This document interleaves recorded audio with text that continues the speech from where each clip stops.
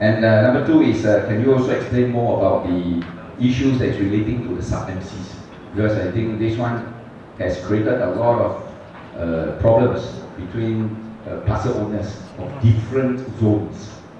I think the Act has specifically states how you manage sub-MC.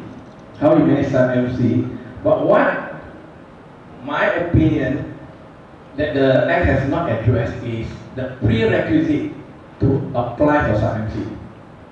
The prerequisite. What are the conditions that you have first fulfilled in a specific development that allows you to apply for sub-MC?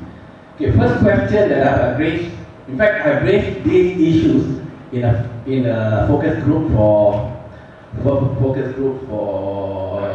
building permit, and they have agreed, right? DBKL, sorry, not Malaysian Productivity Corporation has agreed to conduct a workshop to resolve all this and see who should issue guidelines, right? JUPEM or Jabatan Rokok will be responsible to issue certain guidelines. The other guidelines to be issued by other parties. Okay. The issue that I brought up is to apply for sub-MC, you're going to use an amount of money. And that amount of money is not going to be cheap. No professional is going to prepare your special plan and go into a general meeting, try to explain and sell the idea of why you should vote for sub-MC. So now the question now is, let's say the amount is 50K. Minimum, to me, I say it's minimum 50K onwards. Okay? Because you're talking about, when you intend to do sub-MC, you're talking about mixed development, huge development. Then you require sub-MC, right? So 50K. Can the MC decide unilaterally to spend that amount?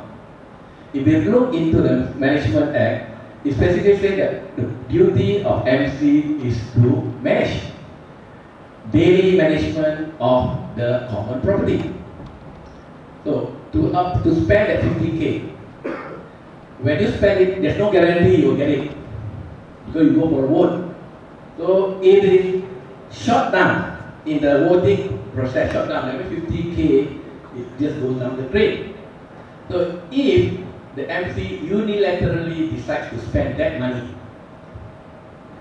I believe the MC will be open for suit. Because you must remember, MC can be sued, or MC can also sue. So they could be sued for misappropriation of funds. So that is what I feel that the MC first has to table in a general meeting an amount of money to be spent for the creation of some MC. So you probably need to get a quotation from 3 licensed surveyors. How much would they charge for preparation of a special plan and also a document? Right? A document is like a working paper explaining what are the benefits of having sub-MC. Because if, for example, if I am an owner and the MC decides to go for sub-MC, my question is very simple. Today I'm paying 200. After sub-MC, how much I have to pay? If I have to pay 150, I'll be interested. But if you recalculate and say I will pay 220, then question mark is, why should I vote? Unless you can give me the benefit that I can get from voting, and yet I have to pay slightly extra. Right? So that is the first issue. Can the MC spend that kind of money without first going through the general meeting to get a resolution, to pass a resolution that allows them to spend the X sum of money?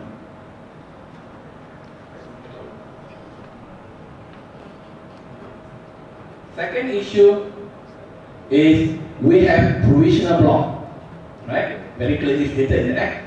We have sub-MC, but nothing mentioned provisional sub-MC, nothing mentioned provisional limited common property. In order for you to have sub-MC, you must designate limited common property. So, in absence of definition for provisional sub-MC, provisional limited common property, my opinion is that in order for a development or a scheme to qualify to apply for sub-MC, it has to be 100% completed. All blocks completed. Fully completed, no more if you are still under phase development, you cannot go for sub-MC. Okay. Next. Okay. You talk about, in order for you to pass there's a comprehensive resolution. You have to go for comprehensive resolution, voting, and you need to get a two-thirds majority. Two-thirds majority of the aggregate share unit. So when you talk about aggregate share unit, is the share unit of all parcels in the scheme. So the next question now is, has the developer transferred all the strata title to all purchasers? So if the answer is no, then the purchaser who rightfully can vote will be denied. Because when we talk about voting, it's only proprietors. Right? Proprietors is whoever name is registered on the strata title. Developer cannot say I will vote because the name is still in my name. Because the developer is the original proprietor, not the proprietor. It's two different names. Original proprietor, you have yet to transfer to the rightful owner. So you cannot vote on his behalf. That is my opinion. So you need to make sure you transfer everything to the rightful owner, unless he has got something outstanding that you can prove that why you cannot transfer to him.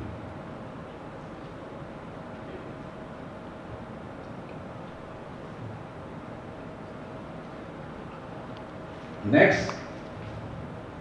Okay, in order to get two-thirds,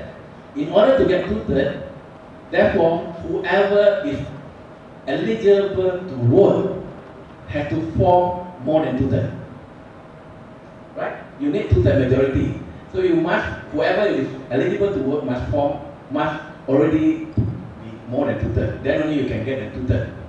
So if there are outstanding charges by many parties, then you may not have your two-thirds. By default, you already failed to get your two-thirds. So don't bother to apply. Don't bother to spend that X sum of money and just get rejected.